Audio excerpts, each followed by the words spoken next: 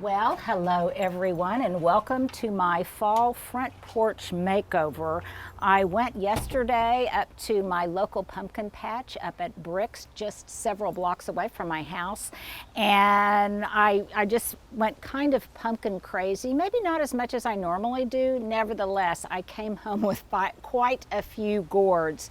And here's my question of the day. I call it pumpkinizing. So to me, pumpkin, to pumpkin, pumpkinizing, those are all verbs. They're not just nouns. So I've spent quite a bit of time in the past few days pumpkinizing my front porch and working on some projects in the back. So I guess I should say basically I'm doing fall prep now. It's about the end of September. Pumpkins and gourds are available and it's finally cooled down enough in the morning and at night so that it feels fallish enough to proceed.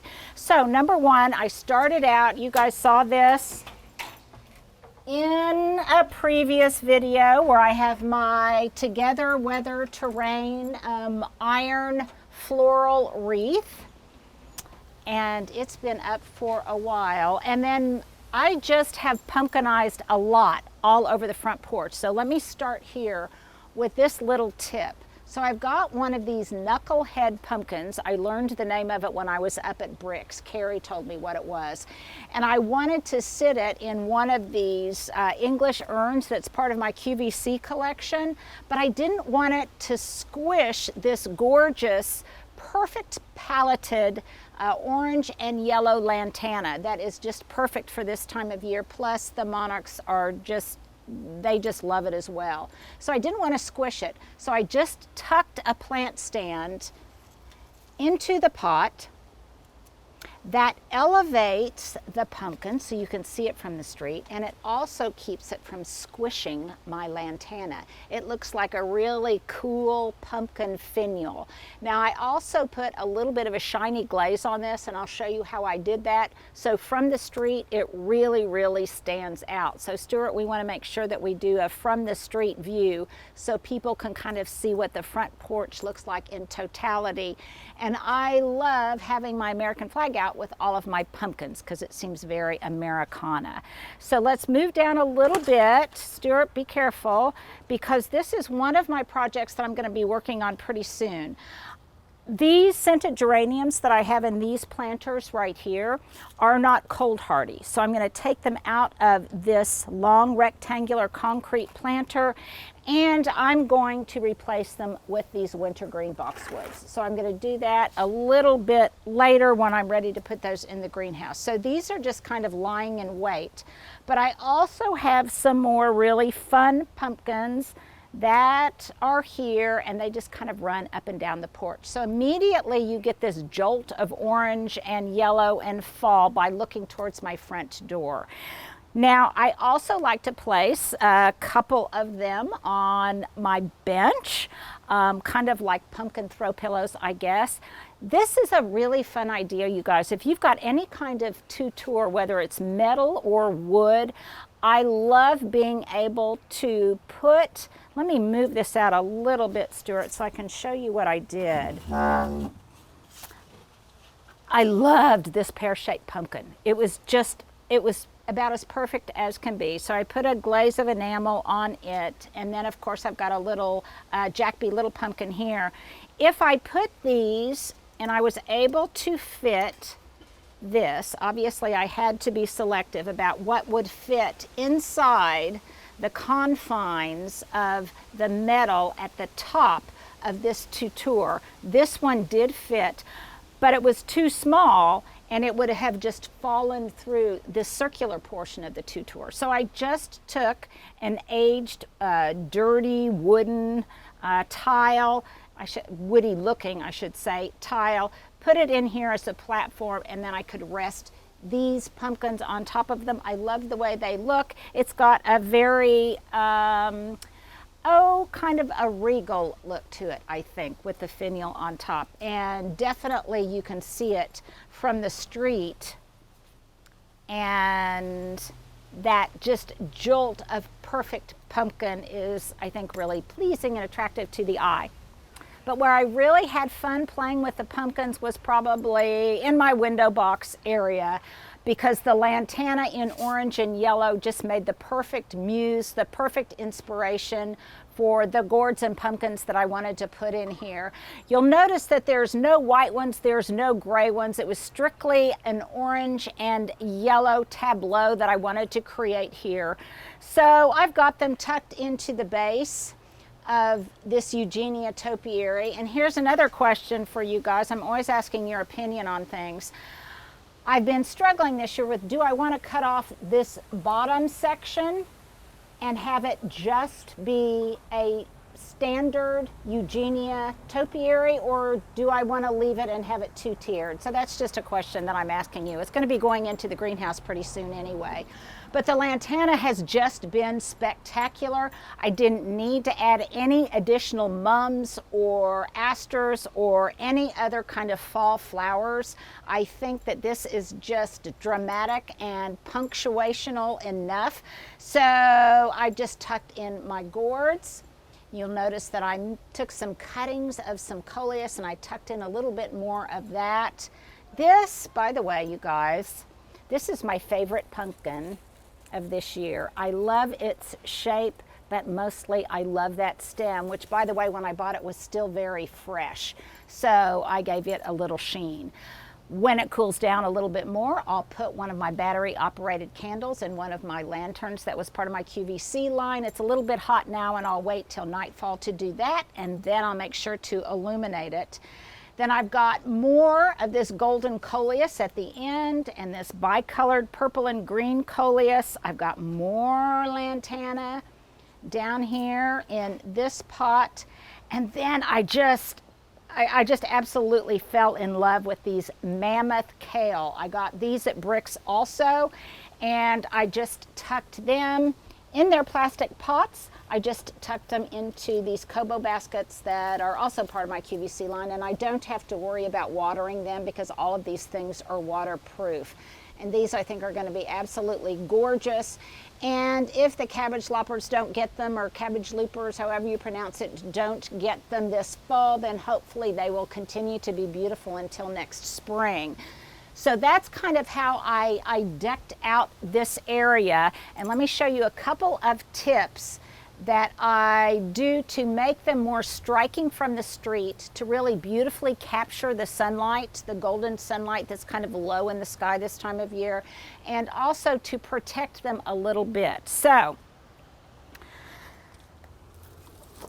I bought most of my pumpkins, you guys, at Bricks. Which way do you want me to be, Stuart? Right here, over here. No, over here. Over here? Okay. I'm trying to see. I told you Stuart bosses me around a lot. Over here. Over here. Does this work? Okay.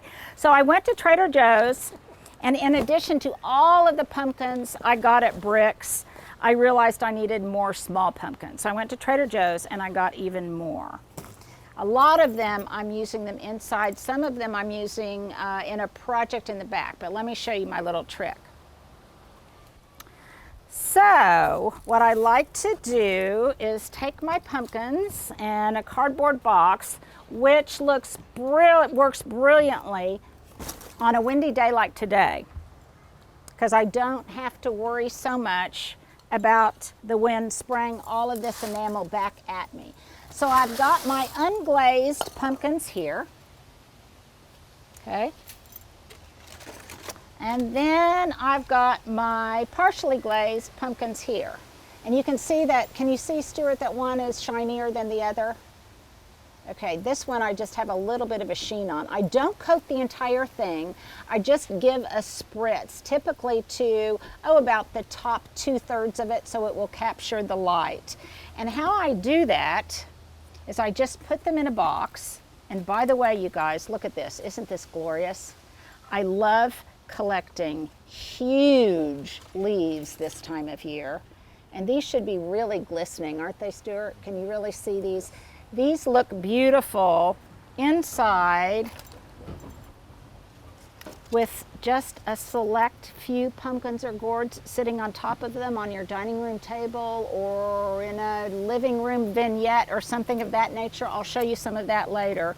So I try to get really large, generally for me they're sycamore leaves, that are on my street. I like the ones that have some texture and some folds to them, different gradations of green or brown.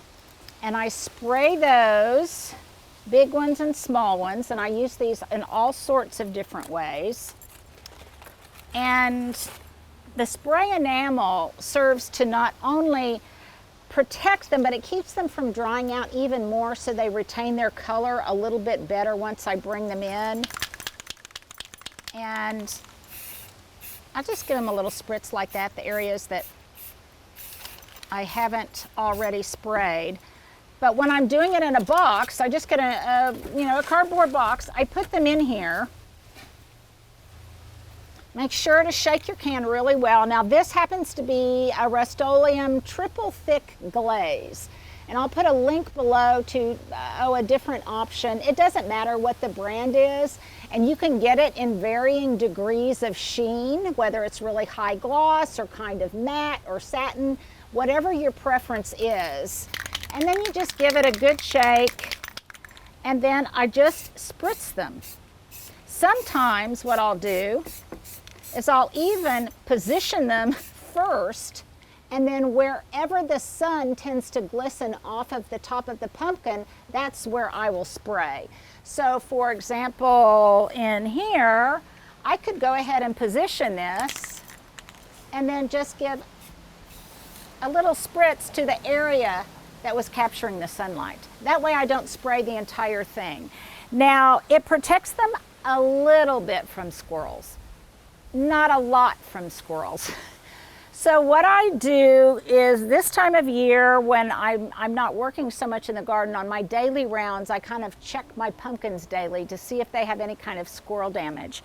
And if they do, if they have like a squirrel chew in them or something, then I will spray some of this in the little divot, and then sometimes I'll put some cayenne pepper or red pepper flakes in the divot, and that kind of stops. It kind of like stops the encroachment and more chewing on that blemish on the pumpkin. It's kind of weird which ones they choose to gnaw on and which ones they don't. But nevertheless, there's always some pumpkin damage. I've just come to expect it.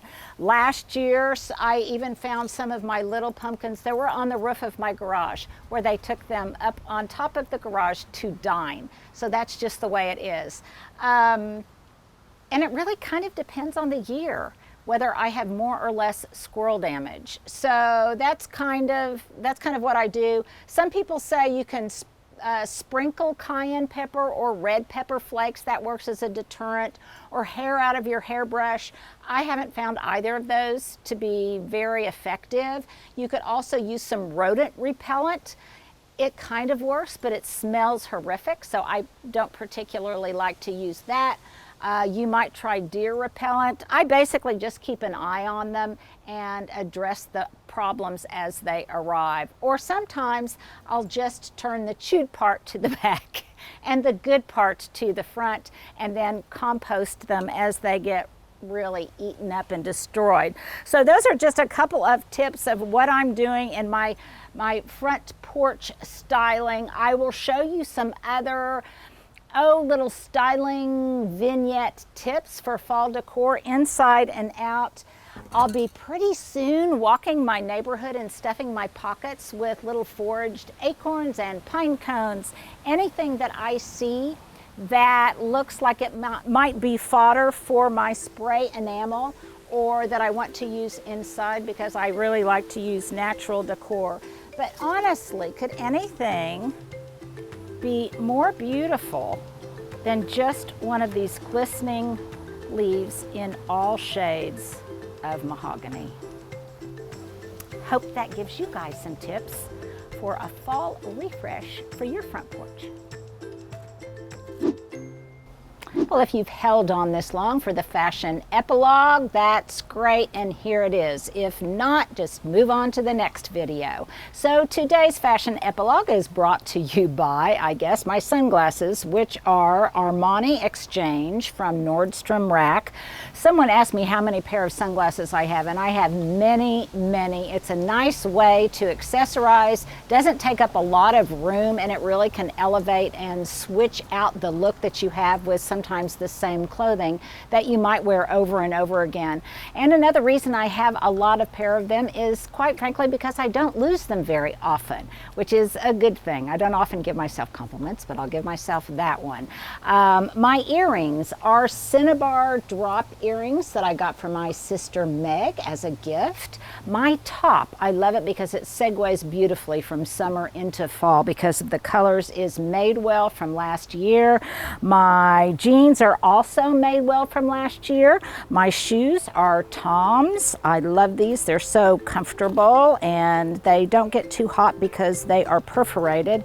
And my ensemble of bracelets are just from absolutely anywhere and everywhere. My ring came from a street fair, actually in Santa Fe, I believe. It's either Santa Fe or Bermuda, one of the two. I can't remember which one. So there is my fashion ensemble for today.